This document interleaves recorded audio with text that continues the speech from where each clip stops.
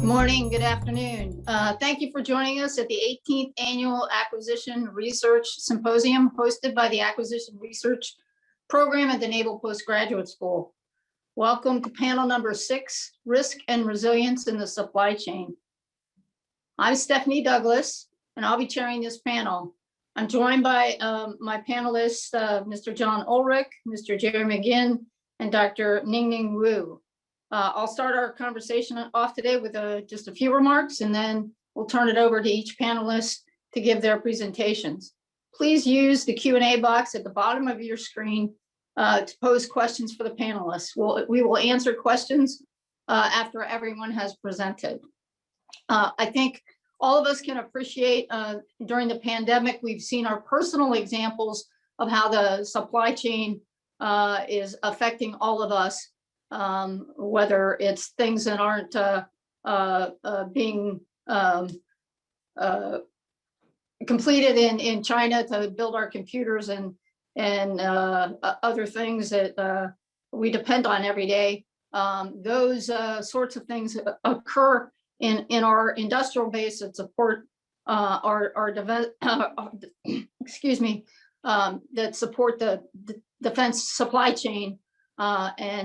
Today we've got three great papers that are being presented to discuss how we might deal with the fragility of the industrial base and how we can identify some critical suppliers, how we might handle high risk natural disasters, and how we might improve our approaches through partnering with our allies, and how that may lead to some acquisition reform. Without any further ado, I'd like to turn it over to Mr. John Ulrich for his presentation. All right, I'm John Ulrich. Let me go ahead and share screen here. So real quickly, I'm coming to you from sunny Tucson, Arizona. I'm currently pursuing my doctorate with George Washington University. I work at Raytheon Technologies out in Tucson, where I support primarily land warfare systems in systems and supply chain management. And then I teach over at the University of Arizona in their industrial engineering and systems engineering department. The presentation today is on quantifying systemic risk and fragility. Walk you through what that means and what the goal is and where the research is headed. This is all supported, my advisor is Dr. John Kamp, who I believe online and has been pretty critical in the development of the methodology and really where the research is at right now. So going to kind of pose two overarching ideas, and really the intent here is to kind of look at this more broadly than just traditional risk and separate from just a risk to a supplier or a risk to a program, and it's to holistically look at what is the risk to the industrial base, where are the fragility or where are the weak points, the opposite of resiliency, if you will, or where within our networks are we vulnerable, and that could be vulnerability from a disruption of supply standpoint, or it could be vulnerability like in the solar winds example, or even more recently with Colonial from a cybersecurity standpoint. It's a weak point or a narrow point within the industrial base. Going to put out there that there's really the two major metrics that we're looking at, characteristics that we're evaluating. One is connectedness. So how systemically critical is a supplier within a network? And I'm going to talk through a few different examples of what that means. And then ultimately, how can you take community measures, so independent of just how connected a supplier is or a provider, to quantify fragility or a weak point in the network. It's kind of fundamental to point out that a supplier can be both systemically risky and fragile.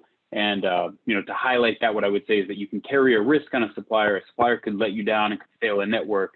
They can also be a supplier with very limited options or a narrow community base to offset.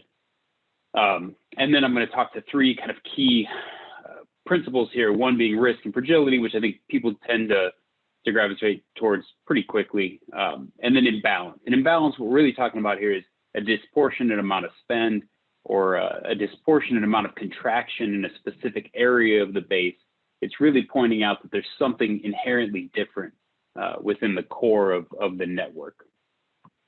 So the network structure, when we talk about it, for the purposes of the visualizations that I've provided in here, and then in the paper that's provided, everything starts with an overarching funding organization or authorization. You can think of this in terms of the DoD or the Department of Energy or the Department of Transportation. It's then subdivided into the procuring organizations, who's actually buying or supporting the demand flow. In this hypothetical example I'm giving you here of the network structure, I point out the Army and the Navy. Then from there, we decompose it into a commodity code or an area. This is an aggregate of programs, but what we're doing is we're looking at NAICS has really been pretty much perfect for how we want to go subdivide the data. But the intent here is to say the network will be different. Your supply base will be different depending on the commodity you're procuring. I'll show you a few examples of that. But if you're procuring aircraft, you're going to get a different set of critical suppliers. And if you're going shipbuilding, same methodology applies. As you aggregate these commodity codes, what we're seeing is the higher or more broad base that you look, what you start to see is you get away from seeing suppliers that are critical and you start to see specific systemic providers. It's usually network providers. You're escalating your view of the industrial base, and therefore the more connected entities tend to fall out from a supplying acquisition of material front, and it goes to your more systemic software providers and ERP systems and energy distribution systems. This then subdivides down into the prime contractors, so who's ultimately getting the funding, and then to subcontractor. And this is really your spend, your direct base spend to the first tier, and in some cases, second tier, sorry, from a prime contractor standpoint, first and second tier. And then the final kind of network structure that we add in is we then roll subcontractors back to their subcontractor parent. So just as an example, I'm showing you here, if you're providing PCC roll mat, which is primarily a structures and casting company, and a forging company here, they're both owned by Berkshire Hathaway. It builds a dependency in the network. The methodology here, kind of stated very quickly, is we're taking open source data, so primarily USA Spend and beta.sam. We're pulling fiscal years of interest by specific commodity codes as discussed, aggregating that subcontract award, and then we're putting that into the network structure that I just described. The algorithm format, there's a few that we're playing around with, but what you can kind of fundamentally take away from this is we're taking this methodology or that data, building the structure that I just showed you to go actually visualize that supply base or that chain or that logistics network. So these suppliers would be represented by their nodes, and then their connection strength, the size of the node would be represented by one of the centrality or community measures. And I'm going to talk to those on the next slide. The output of all of this is to take these centrality and community measures and translate them into traditional risk measures or fragility points. It's influencing or informing the base or the procurement folks. Where is the risk in the industrial base? So a handful of centrality and community measures here. I'm not going to spend a ton of time on this slide, but what I want to point across or get across here is that obviously, not unlike how the financial industry uses the same methodology to characterize systemic risk, there's different ways to measure criticality in a network. Right now, and what you're going to see in the visualizations in this deck, we're really focusing on this eigenvector centrality, and that is really looking at the relative strength or the influence of a supplier or a node within the network. And the underlying idea is a highly connected supplier who has influence over the network, if disrupted, has a larger impact to the network. So instead of just a failure that would be, I'm going to say, consolidated to a specific supplier or program, these are suppliers or commodities or specific material demands that then propagate through the network. They impact more programs, more contractors, more procuring authorities, more PEOs, et cetera. The impact is greater. You can think of this as really quantifying the consequence factor rather than the probability factor. Now you know who is systemically critical. There's a few other things that we're working through right now. A good example is closeness. We can measure closeness within the network, and that's not necessarily telling you criticality. That's telling you how well or how efficient a network is, how information flows through it. So what I want you to take away from this is there's different measures of centrality and community. Right now, eigenvector is really the one that we're going to use to talk systemic risk on the following slide. And then when we talk modularity or the clustering, these communities, that's how we're focused on identifying communities that don't have parity, where you don't have suppliers that can go offset in the case of a failing supplier. But there's a really key aspect here of taking some of these measures, betweenness and closeness, especially with trend analytics, and taking this out of a static space, so you're kind of looking dynamically at how the network's changing over time, to assign or correlate some of these measures with traditional risk metrics. The best example I can give you is probably degree. If degree is trending over time and you're seeing weighted degree specifically increase at a disproportionate level to some of the peers in the same commodity area, what that is telling you is that if you had 3 suppliers who can all provide you the same amount of, or the same type of material, same type of material, if one of them is exponentially growing faster than their peers, it's at least warranted or worth looking into why that is, and if they have the fundamental capacity to support that kind of demand. Just kind of hypothetically putting that out there as a notional example. So sticking with, for the time being, eigenvector being tied to systemic risk, again, that systemic criticality of the node and their impact to the network, and the fragility being how tightly coupled the node is within the network, how strongly connected the node is. I'm subdivided into kind of these quadrants, and I want to be very clear that this is put out of, hey, you could be low risk, low fragility, you could have a blend, and you could be high risk, high fragility. And I'm not necessarily saying that it's a quadrant. I want to get away from kind of the traditional risk matrix. That's not the intent here, but I want to communicate that there's a spectrum here, or a range. The systemic risk drivers based on the measures are going to change. So as discussed, what we're looking at can shift wildly, but you look at eigencentrality here, as I stated, these are highly coupled, highly connected suppliers within the network. They've got huge crossover, and their dependencies will ripple through. And what we are doing right now is quantifying that eigenvector and those trend analysis, and then map back to saying, how do you then go determine what the risk is of a foreign takeover to that supplier, and what the impacts would be, or what their loss of skill or equipment would be. If I have a highly eigenvector-centric supplier, they've got a huge spend, and they're in a specific area that's prone to natural disasters, rather, or the unemployment rate is very low, or the education rate is very low, you start to pull forward or project some of those potential impacts to their ability to hire, staff, ramp.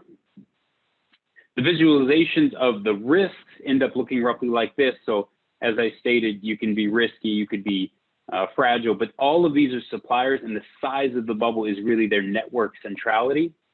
When I talk about fragility, you could take a module. So this is an example. What this is telling you is you have similar suppliers. They can all provide the same kind of rough commodity, and you can see that there's an imbalance here with this supplier as an exponentially larger version of, or share rather, of the total spend. And therefore, if you wanted to decouple this, these are options to then go redistribute that load. The last kind of thing I wanted to make sure was clear here, let me go to one of the backup slides. I wanted to show you one of the visualizations and leave you with this. This is an example of a network visualization. This is for an Army. This is a procurement of guided missiles. And this gives you an idea. You've got these kind of core commodities or communities rather that form. This red node right here is a supplier. That's Accelitas Technologies. In this network, that is the highest centrality measure of any of the nodes. It also forms its own community. So this tells you that it's a highly systemic and a highly fragile supplier, no immediate alternative. So the idea is to then go incorporate these network models to go evaluate where those critical points are, and then really to kind of reassess how we're acquiring material from there and what our long-term plans are for for whatever that commodity is from a sourcing standpoint. I think I've got maybe a minute left, and I just wanted to show you two new visualizations real quick for you, since it's the Navy crowd. The one on the left, this is aircraft procurement in FY20, and the one on the right, this is shipbuilding procurement in FY20. And what I really want you to take away from this is shipbuilding, been quite a bit of contraction. If you go back to FY12, FY13, you see a much greater network. And what you're seeing here is the suppliers are starting to show the same level of systemic criticality. And that's because the base has shrunk to a point where you're highly dependent on this set of suppliers and you don't have a lot of alternatives. Whereas in the commercial aircraft industry or aircraft procurement in general, you've got this very diversified, the network is very spread. That's why you don't see it and you get a few real big drivers, but you've got more options for procurement. So just a way to kind of very quickly visualize where the risk is in the base. I think that's my time, but appreciate the opportunity to pitch.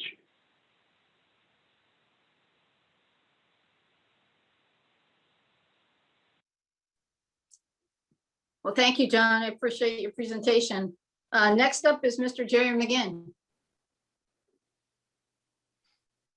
Hi, everyone. Good afternoon. Thanks, Stephanie. So I'm Dr. Jerry McGinn. I'm the Executive Director of the Center for Government Contracting in the School of Business at George Mason University.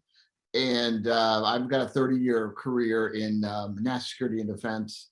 This is my first time in academia. Prior to this, I was the principal deputy director and acting deputy assistant secretary of defense for what's now industrial policy. So, I've worked industrial base issues very, very closely for the last better part, more than half a decade. I've done this, and prior to that, I spent a decade in industry. And I had roles at RAND, and my PhD is from Georgetown, and my undergrad was from West Point. So I served in the early 90s in uniform. So my paper, I've done a lot of research in the past year, particularly on industrial base matters. And I did a long paper on building resilience building industrial resilience for great power competition mobilization.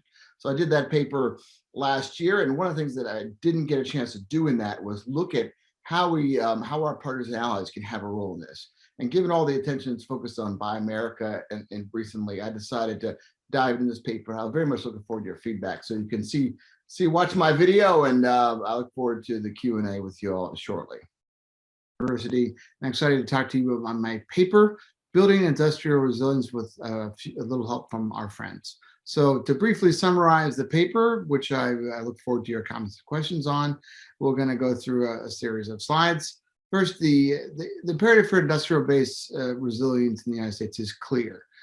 This has been recognized through a number of studies have been done in recent years that I've participated in when I was in government, as well as most, strikingly for everyone, the COVID-19 pandemic. There are a number of areas where we are in, significant challenging supply chain relationships with Chinese companies, be that rare earths, personal protective equipment, and the like. So how do we address it, though, is the question that we're dealing with today. And there's been a growing emphasis on reshoring, and some of that's leading to Buy America only arguments, or only to build it in the United States. The thing that folks are missing is that actually our allies and partners can be competitive, have competitive advantages in a number of places where they can help. And so I view this as an additive win-win for both, and the end product will be increased U.S. industrial base resilience. So to look at this, I first looked at the current international involvement in DoD acquisition, and there are really three ways in which non-U.S. headquartered companies and international international partners participate in DoD acquisition. First is they build stuff, either through contributions to a DoD program as a prime, sub, or component supplier. Second, they buy stuff through foreign commercial and foreign military and direct commercial sales. And then they do both through international cooperative programs, such as the F-35 and the P-8 maritime plane. Then the result of these is these have a significant impact on the U.S. industrial base. The direct impact in terms of jobs, There are, the UK embassy is estimated over 56,000 jobs are directly supported by US subsidiaries of UK companies, as well as dollars. The sale of US systems into to our allies and partners through foreign military direct commercial sales are significant. And there are also indirect impacts where non-US companies, that they contribute to programs, making them more successful, and that can lead to follow-on collaboration. So looking at the overall situation for some of the allies and partners such as these that you see in the flags listed, there's been quite a bit of successes. The US is by far the largest seller of defense equipment in the world, and many of them go to these partners. There are successful US subsidiaries for these companies that compete and win programs regularly. Some notable ones would be that, of the US Army's competitors for the future, the unmanned, absolutely manned fighting vehicle, or NAV. 3 of the 5 identified bidders are led by non-US headquartered companies. Secondly, another recent program, the Navy's Future Frigate Program, was won by Fincantieri Maritime Marine, which is based in Wisconsin, but is the US subsidiary of an Italian-based shipbuilder.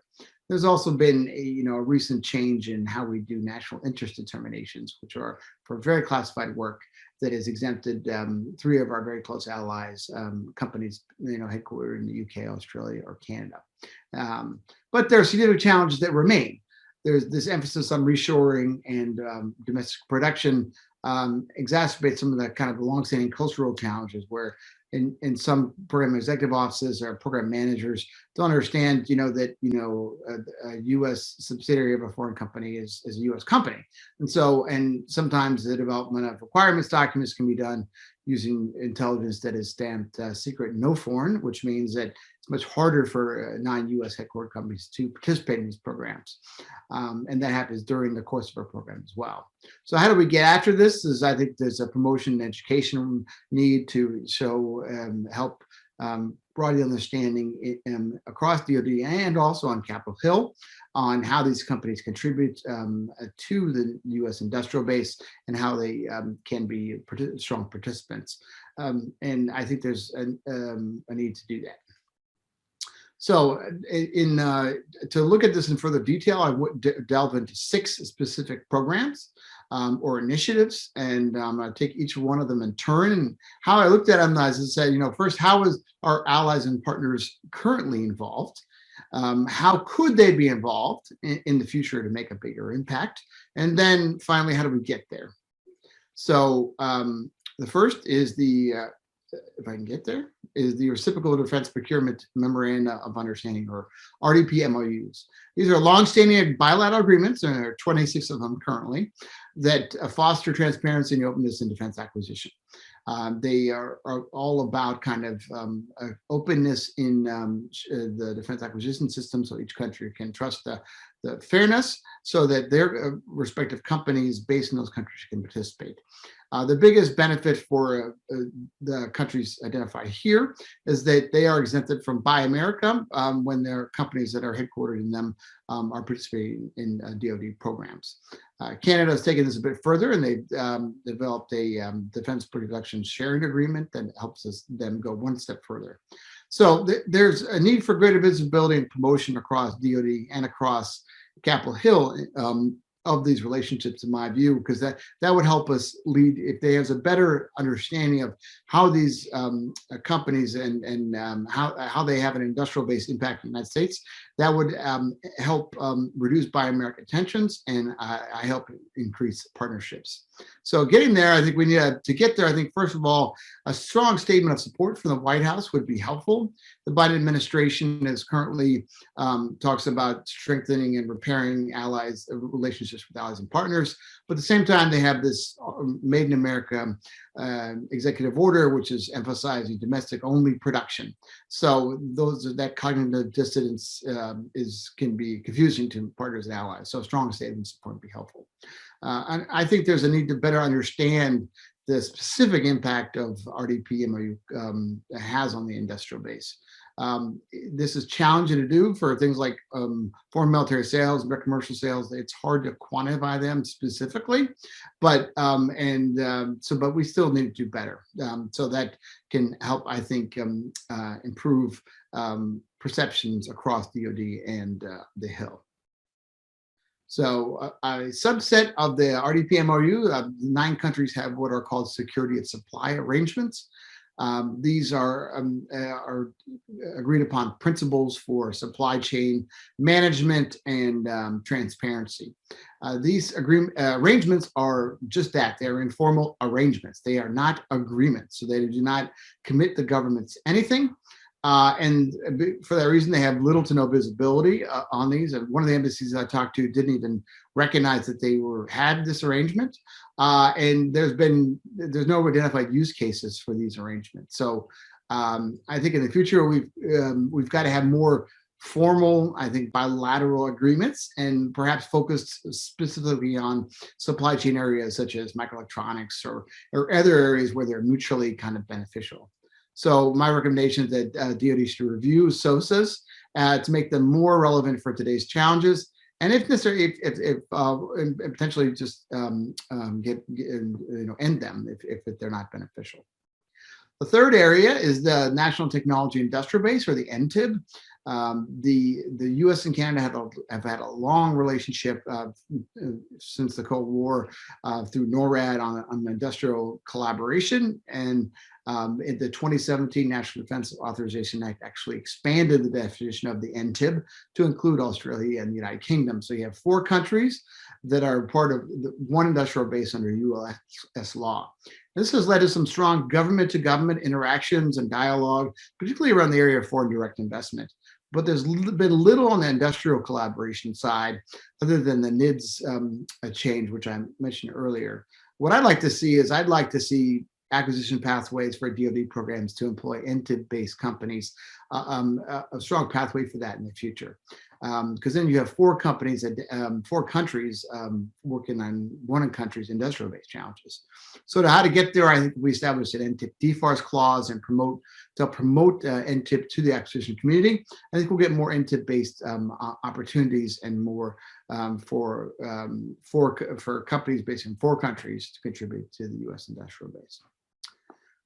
The Defense Production Act Title III, DPA was very little known until last year. However, with COVID, everyone knows the DPA. But with one person that's still not well known is the fact that Canada and the United States are considered a domestic source under DPA law.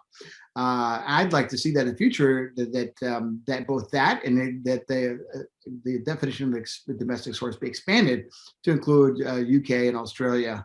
So you've got work conducted by NTIP companies in NTIP countries, as well as in the US. And getting there, I think, will then stronger promotion to Canada of the Canadian current participation, and then a change to the DPA law that through a legislative proposal and then action by Congress to expand that to include NTIP countries and maybe others in the future. The Industrial Base Analysis and Sustainment Program, or IBAS, is similar to DPA, but it has a low kind of base budget of around 10 million, although that's been added by Congress in years, and they have an existing consortia. In the future, I'd like to see IBAS and more companies eligible for the Cornerstone OT, and then because NTIP contributions can be substantial in a number of areas. So, to get there, I think you need an NTIP DFARS clause to facilitate the broader Cornerstone membership. And then I think an increase in the base budget by IBAS would be helpful to help for program planning, and then also, create more kind of identifiable opportunities for NTIP companies. And finally, Trusted Capital Marketplaces was the most new of the programs, and it was established in December of last year. The focus is on venture capital firms and funds to reduce adversarial capital. It's principally capital coming from Chinese sources. So currently the DCM is open for funds and firms based out of the United States, assuming the same due diligence, but there's a little visibility on that. So I'd like to see more of that, and then establish of TCM-like programs and regimes in other countries and organizations. So getting there through promotion and then working bilateral with these companies. So looking at those 6 programs and the overall system, I mean, I think it's clear that allies have contributed to the U.S. industrial base for decades. A Buy America only approach does not make a lot of strategic or practical sense. What we need to do as a country is focus on getting out of the China business and securing our industrial resilience. And we do that, and some of our close allies and partners, they have competitive advantages in a number of areas. So let's build trusted communities within NTIB, within the RDP, MOU community, and others. And then the result will be increased U.S. industrial base resilience through a little help from our friends. So thank you very much for your time. And look forward to your questions. Thank you, Dr. McGinn, for your presentation. Appreciate it very much. And now, finally, our third panelist is Dr. Ning Ning Wu. I'll turn it over to Dr. Wu. Discuss our research on utilizing the online information to complement federal acquisition data for the purpose of risk management. The motivation of this research is based on the fact that the vast quantity of online information has provided us great opportunities to harvest and enrich our data and knowledge. Indeed, searching the information on the web has become a common practice. If properly utilized, online information may help not only assess and enhance the quality of data we have, but also crystallize the needed information for our decision-making process. The question that this research tries to answer is that, can we gather more information about federal projects and their contractors so that we can better assess the risk and mitigate risk in the project? This paper will focus on assessing the natural disaster risk for contract locations and also the potential impact to different industry types. This research has 2 objectives. First, we will investigate appropriate data science techniques to identify critical contractors based on the natural disaster risk of their location and also the uniqueness of their business type. In addition, we would like to provide a visualization framework to enable an acquisition expert to assess risks for critical contractors and also find alternatives for those contractors. This slide shows our previous work on natural disaster assessment.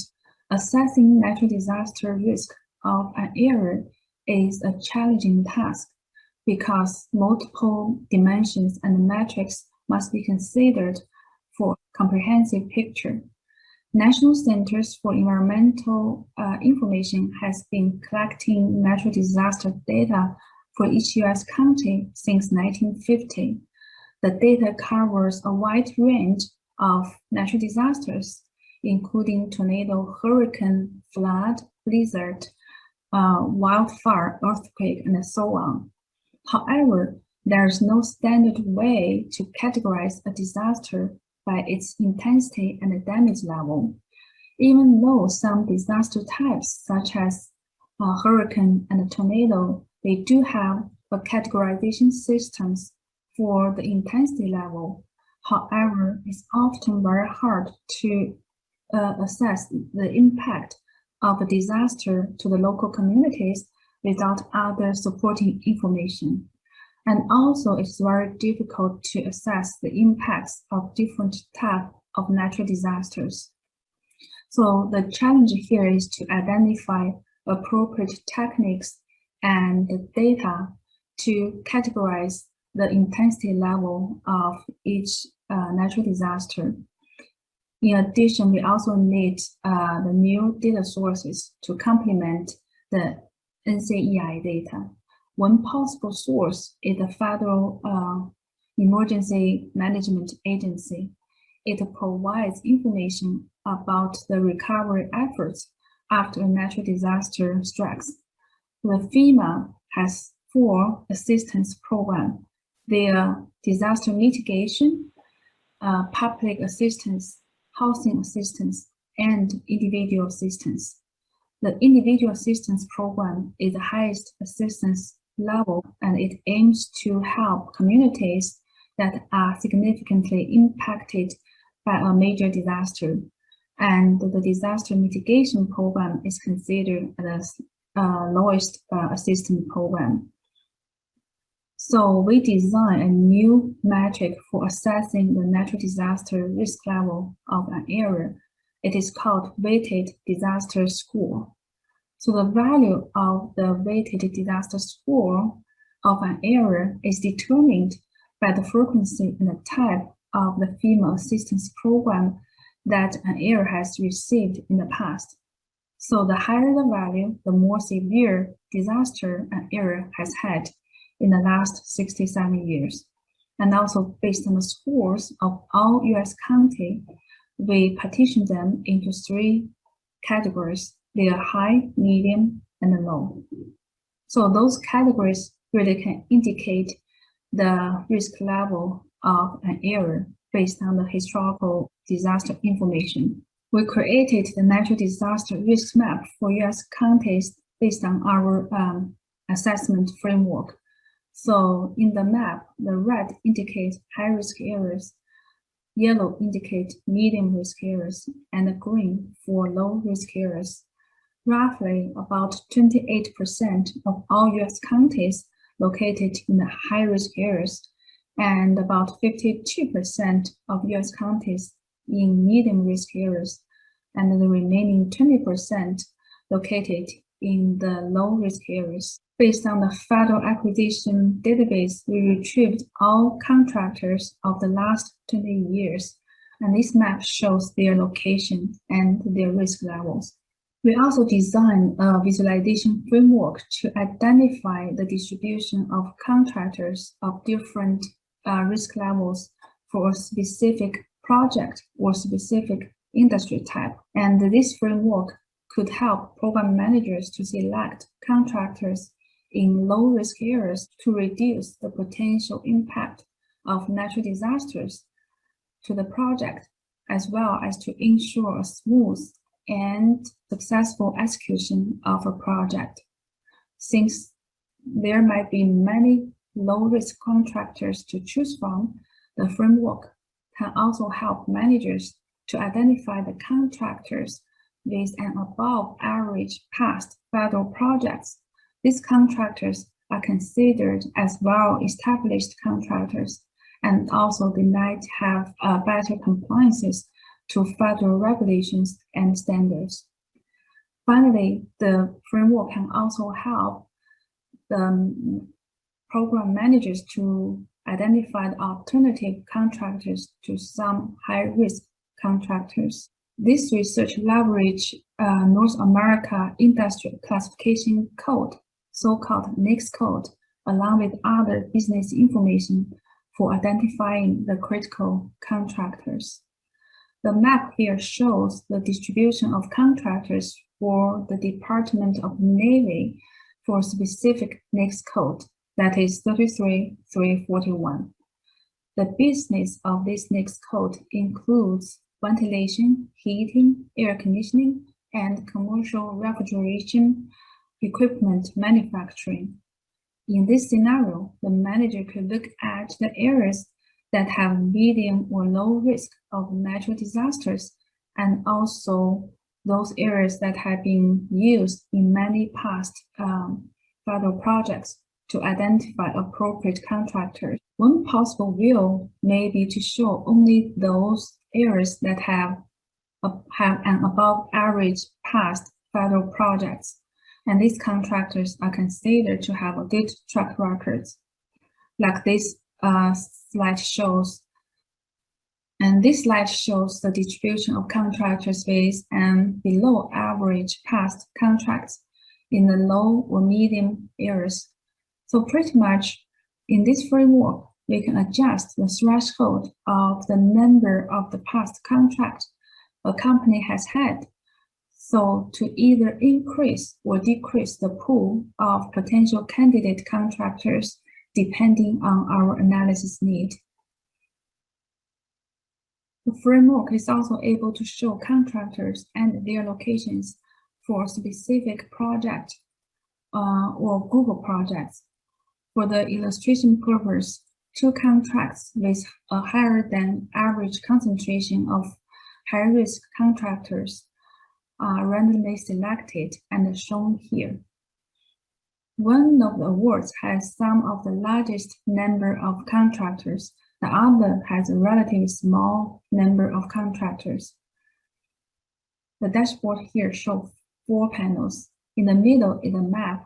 It shows the distribution of the contractors for the selected projects that listed on the top right panel. The bottom right panel is a stacked bar chart.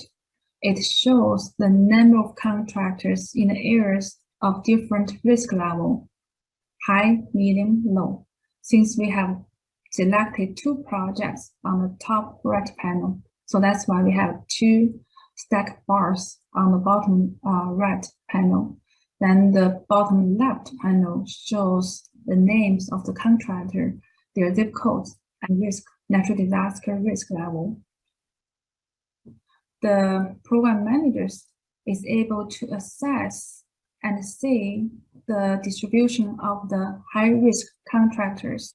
In addition to analysis, program manager may also need to find alternatives for some contractors in order to reduce the risk that posed by the natural disasters. To this end, our framework can search the past and existing federal projects to find such alternatives. The results are provided to the users visually through this dashboard. So in this dashboard, there are 3 panels. The main panel is a map. It shows the distribution of contractors in the area of low risk or medium risk for a specific NAICS code that's selected in the right panel. So here we assume that companies with the same NAICS code are actually from the same business. So in this case, if we want to find alternative contractors for a high-risk contractor, we just need to select contractors for that specific NAICS code, that of high-risk contractor. And then the framework will show the contractors only located in a low or medium risk area. And then the top 5 contractors will be showing on the top left panel. So with their name, their zip code, and the performance location zip code, and also the natural disaster risk for the performance location. From our research, we can tell that the web provides a valuable source of information that can help enhance the data capabilities of acquisition research and management. And driven by data science techniques, visualization tool can definitely enable a project manager to quickly assess the risk and then mitigate the risk. And for our future work, we would like to investigate more risk factors that can affect a project execution. And also we will continue investigate appropriate data science techniques to find alternative contractors that can best fit the needs of a project. So this concluding the presentation, and thank you very much. Thank you very much, Dr. Wu, for your presentation. So now it's time we move into our question and answer portion of the panel. And I got a number of good questions here already. And I think I'll go through and kind of alternate as the questions allow and as time allows here. So the first question will be for Mr. Ullrich. We've got a couple of questions here from Disla from DCMA that's interested in what tier structure is used and is the Christopher or system contribution method. And she also is also interested in how do you handle the limitations of the subcontract data, given that subcontracts above $30,000 are reportable by contractors. Mr. Ulrich? Yes, ma'am. I guess, yeah, a few to unpack there. On the question of the limitations of privy contract, I guess the approach that I would say is if you could quantify the suppliers that were critical, if you really knew who was going to be disruptive in your base, it would allow you to narrow your focus a bit to asking more direct questions of the prime contractor for how they're managing or supporting those suppliers. Where I see, and even on the Raytheon side, I see it get sideways, is if you try to attack all 80,000 suppliers in the supply chain, you say go quantify risk for all 80,000. The reality is, you know, and I don't mean this in a callous way, the vast majority of those really don't influence your network, certainly to the same extent as some of your more critical suppliers. So set privy contract aside, if you're really worried about 4 suppliers that are going to really disrupt your PEO, then ask the direct question of like, what are we doing about these suppliers? And that's also where I think industry and the DoD can partner together a bit better to say, if we do have a dependency in a specific commodity or on a supplier, how are we building alternative sources of supply, or how are we getting away from whatever technology is that they offer? On the question of the cap, really great question there. USA Spend, yeah, you had a 30K cap. As best I can tell, USA Spend may be capturing 50% of what I think is out there. I think that the way I've looked at it is, if you can still kind of use that to quantify systemic risk, then the model's still valid. If you could run it internally, which is like, just to be frank, like the way we're using Raytheon data, you get a much better output of the model versus open source. I can't share that obviously, but or the output of the model rather. But the idea being that I think that the network will still scale. So I think that the suppliers that are in there are still relevant. I think that the proportion of the spend is probably not accurate in USA Spend or in Beta SAM. But again, we're not saying that because you have spend, you're important. It's the systemic criticality, not just how much money is moving to the supplier. Does that answer your question?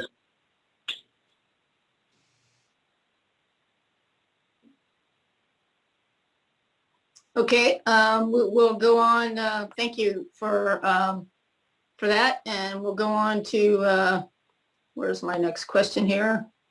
I lost it. Hang on.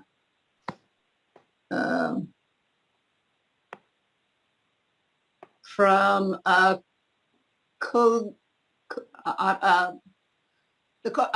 not going to announce the name just because I don't want to totally butcher it. So individual wants to know, will there be changes in the U.S.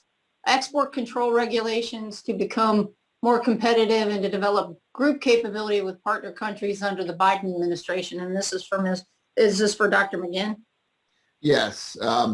Yeah, interestingly, my paper, I purposely did not actually deal at all with export controls because what I wanted to show in this paper was that there's a lot we can do in internal DoD efforts to facilitate partner engagement that don't directly require export control. Now, there are going to be export control requirements for companies that sometimes participate in programs that are enabled by NTIP or the like, but that was not the focus of the paper. So as far as the question of export control reform for the Biden administration, I think it's very likely. Export control reform is a hardy perennial that's largely done by almost every administration to try and facilitate how we partner with allies. And I would encourage that to happen. the challenge often comes down to areas of technology security and disclosure, which is releasability issues. And that's high-end things like radars and the like. So that's where a lot of the challenges come. But I would see export control reform happening to some degree. Okay, thank you, Dr. McGinn, for that. Let me, I think I saw a question for Dr. Wu down here at the end. One individual from DCMA wanted to know, is your tool available to DoD personnel? Yeah. Actually, we are still in the stage to develop the tool. So basically, our tool is mainly hooked up with our database and also with our kind of background data science techniques, so that we're able to basically show all those kind of functions that I show in the slides. So we are still in the development stage, but I think we hope that we can make it available maybe soon. Yeah.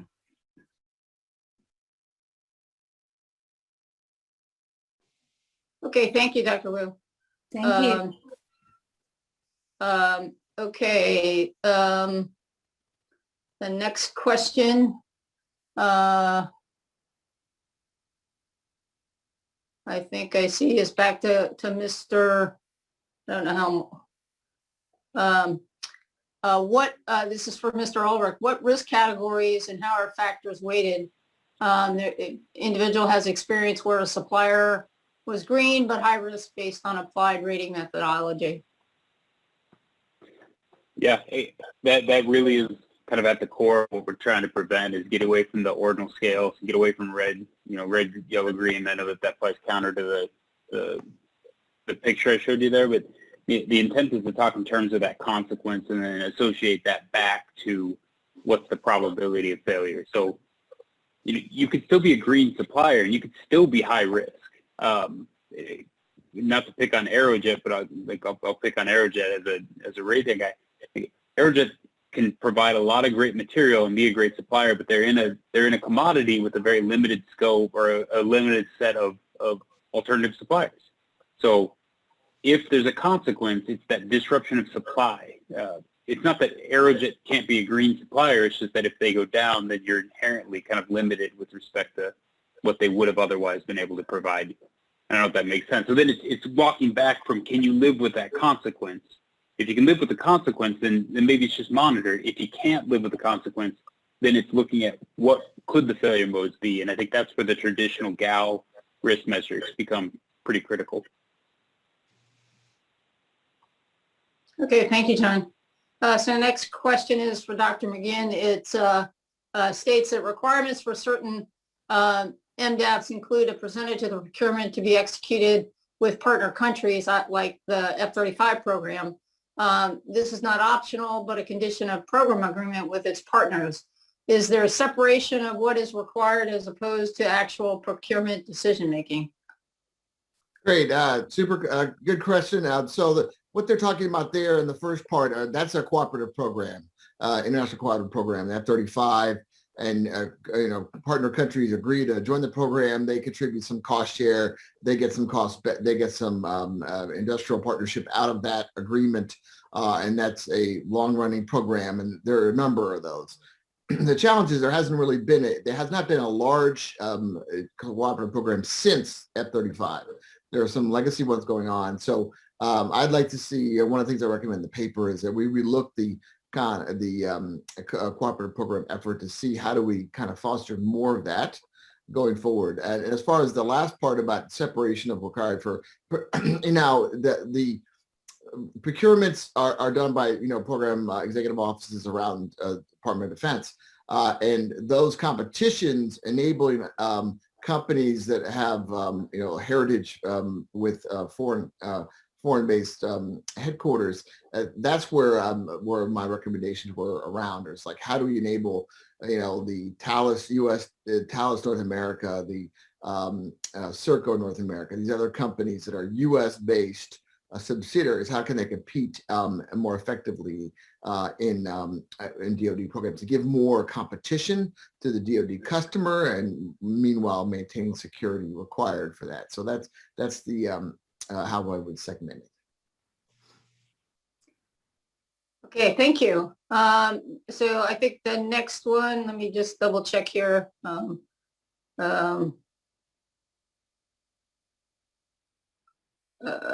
go back to, would there be a parallel, this is for John Ulrich again, would there be a parallel analog of measuring cost savings from supplier clustering in a centrality rank?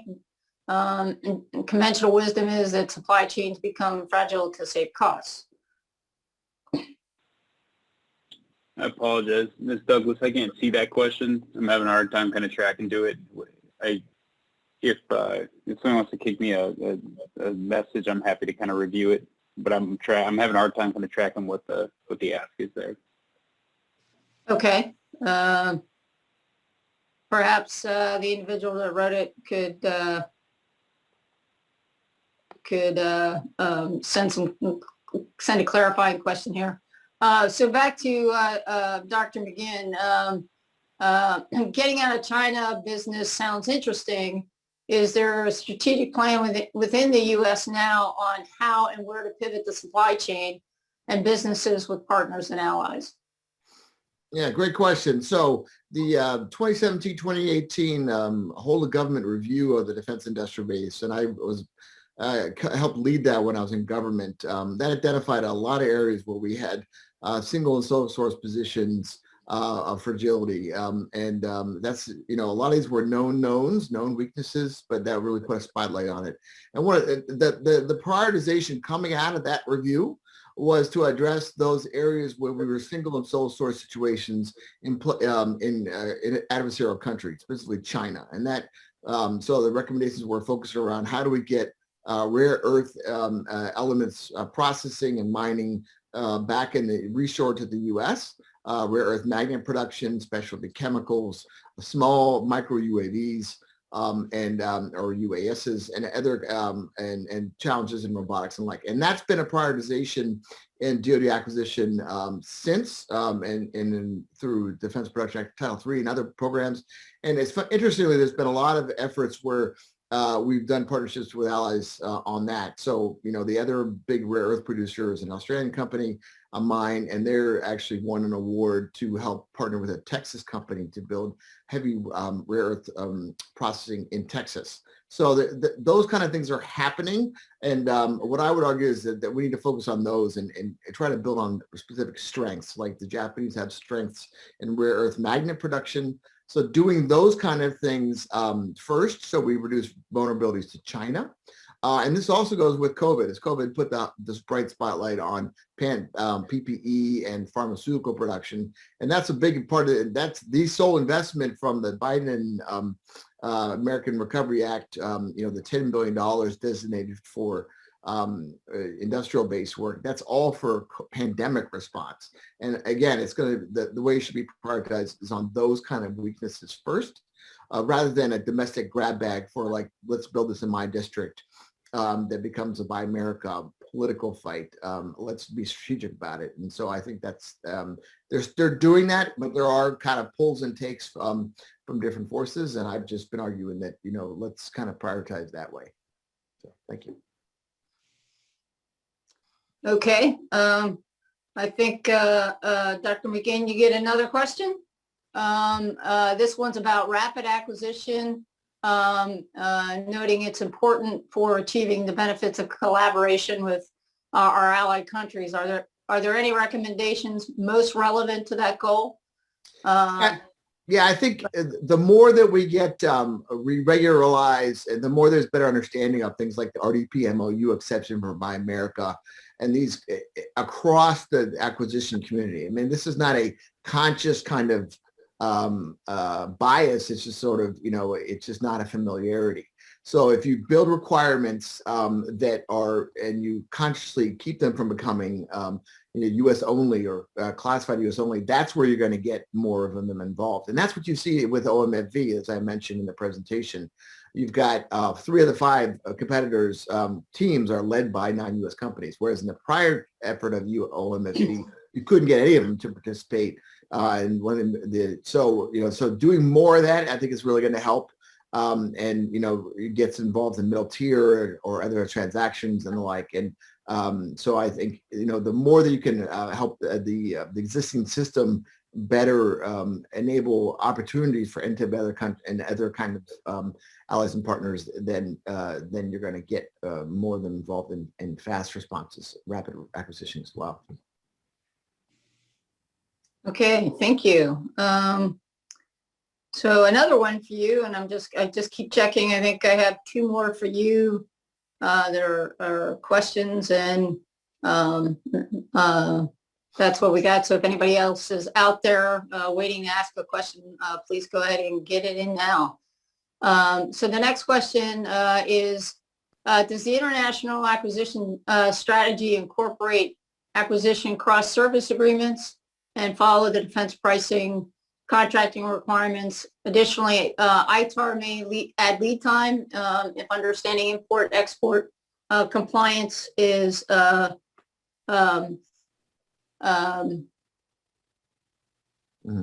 for supplies. Is this risk mitigated in the decision to procure internationally? I mean, it can be harder to do things with international partners because there are kind of, when you're dealing with when you're dealing with the different export control regimes. That being said, there are ways that you can streamline to the degree possible. For instance, the RDP MOUs that I mentioned, those are governed by defense pricing and contracting. They're actually a provision in the DFARS.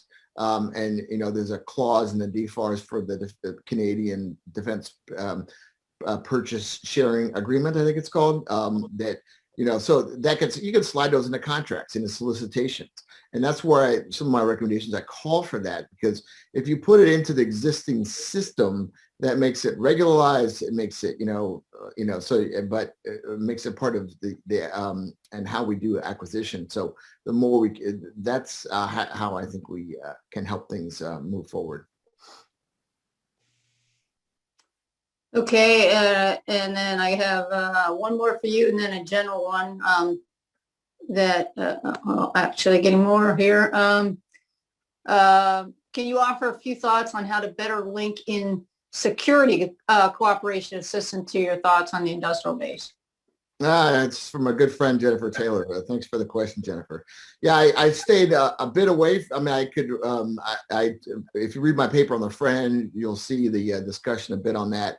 I think I think we really need to rethink on how we do international cooperative programs. So we really kind of involve our partners at the front end. I think there's a big piece to play there. I think exportability, specifically how we do releasability of technology and being more transparent about that up front. That is where a lot of the real challenges with our close allies and partners. I'm not talking about anything outside of our close NATO +3 allies, really. So and the big one which I wanted to touch on, which I hopefully can remember before I stop talking, was that I think anyway, I think there's a real opportunity. Oh yes, so I think the biggest impact would be the recommendations I had about measuring the industrial-based impact of security cooperation. So it's talked about many times, but it's not measured in a real effective way. And like I had said in my talk in the paper, the Brits have done some analysis that looked at, they got 56,000 jobs directly supported by U.S. companies that are UK subsidiaries. But I'd like to see that done for all the RDP MOU countries, subsidiaries, direct job impact, direct program impact. And then also if you're tracking, that's US. And then if you look at direct commercial foreign military sales, that's sales. So, I mean, that's stuff that's sold from the US, is going into our treasury that impacts how we partner and allies. So measuring that impact, what I think, would have a tremendous impact, particularly on Capitol Hill, and reduce a lot of the challenges that we have with Buy America. The challenge, I mean, I'm not being Pollyanna, because it's hard to measure foreign military sales and direct commercial sales because they're done as potential sales and they're not, the direct transaction is hard to track. but that is, we just haven't done enough on that. And I think that if we do that, I think that would better link the industrial base with security cooperation. Thank you. So this question says it's to all. So I'm just going to put it out there, and then anybody that wants to respond, please do. If not, I guess we'll get the deafening silence. Any consideration in connection to DLA's government industry data exchange program to help PMs with maintenance and procurement processes? Is this only for U.S. and Canadian governments and contractors?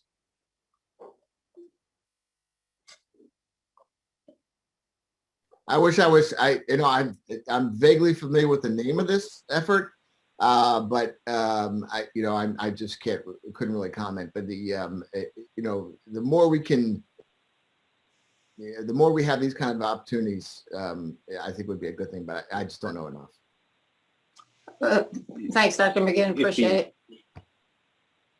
If the intent of the guide-up question, I could be wrong. Do you think it aligns with Pamela's question on lower tier counterfeit parts and non-compliant parts? Yes, please do. So I was coming to that. So just for the record, the question is, how does supply risk mitigate third-party distributor supplied parts lacking traceability to the real supplier? This has been a risk for counterfeit parts, non-compliant parts, electronics, tin, lead issues, and chips, and so on. The prime is slowdowns quite frequently. So, over to you. And I guess linking that back to the question on guide up and how you could inform PMs. Obviously the supply base risk doesn't mitigate a third party distributor, and it certainly doesn't necessarily improve the prime's ability to flow down some of those requirements, although that should contractually happen. But I think back to the idea of if you know where your dependencies are in that commodity area, electronic component procurement or electronic subsystem procurement, those are the suppliers that you ought to focus on to make sure that their flow to the lower tiers of the supply base are adequate. And they've got the adequate controls to find counterfeit parts. Again, if you're trying to tackle the entire industrial base, I think you're going to find that to be a no-win situation. But if you could narrow and say, well, MDA is primarily procuring through these three, I'll pick on a few different circuit card houses, make sure that their counterfeit protections are adequate. I think that's your best way to mitigate that introduction into the system. And GuideF could certainly play into that. Okay, thanks, John. I think I do have one more question for Dr. McGinn, and it has to do with I'm glad to see the diminishing manufacturing sources and material shortages are being addressed. Any thoughts? Yeah, I'm trying to link this. I mean, DMSMS I'm quite familiar with, but I'm not sure how to link it with what we're talking about here. I mean, I think it is a real struggle area. Obsolescence. 70% of electronics that are fielded are obsolete already. I think it's a real supply chain challenge. Companies go out of business all the time, keeping the GDP and the like. I guess it's magnified when you're dealing with partners, I guess. But I think that there is an effort to go after this. I mean, there's a DoD policy on DMSMS that was released in a few months ago, so I think we have to see more of that, and I think that we've got real opportunities for doing DMSMS better. I'm struggling to figure out how allies and partners fit into that, but other than part of the overall industrial base. If I could, Dr. McGinn, and just to point out on the diminishing manufacturing sources, really like that question. When we ran the kind of dynamic network analysis of the industrial base, we saw kind of an average of, I think it was 3 to 4% contraction year over year, which I think aligned with the industrial base report that went out in 2018. But you can start to project that forward pretty clearly, right? If you just say, well, if we're going to keep contracting at this level, where are we vulnerable? and that picture becomes pretty concerning pretty quickly. Yeah, I wonder if, you know, some of it, there's contraction, but it's sort of, some of it is sort of a pitch and yaw, you know, sort of, you know, programs, you know, you have the industrial base. Right now, you've got a big surge in the space industrial base, and you're going to have that through GBSD and some other things, but then that's going to come back down, right? So you're going to have companies that come and go, supplier, you know, so I don't know how much of that you can eliminate, you know, but I think, but obsolescence is a major issue, and I think one way we can do better on it is you know, requiring more TDP kind of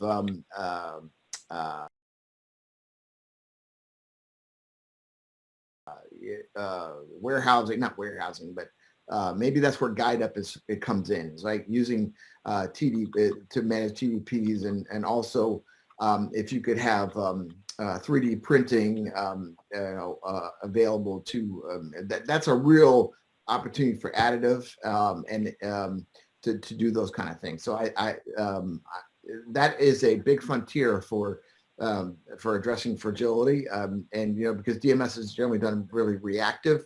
I need a part, supplier is out of business, where do I find an alternative? Whereas if we do it more on the front end, I think it'll reduce costs in the long run. The problem is it's not an insignificant thing to do with the front end. So. Okay, thank you. Well, I think we're coming to a close to our end of our time now. I think, and we also ran out of questions, which I think is just perfect. So I really want to thank all of the panelists for participating in your terrific presentations. I'll tell you, I'm a maintenance guy. I learned a lot through all of these three presentations, and it definitely proves that there's lots for us to learn in this space, and particularly if we want to make sure that we're competing to win far into the future. So with that, thank you all. Thank you for the folks out there on the webinar and for all your questions. I'd ask you to please check the Symposium program for a link to the next scheduled event. And thanks. We're out here.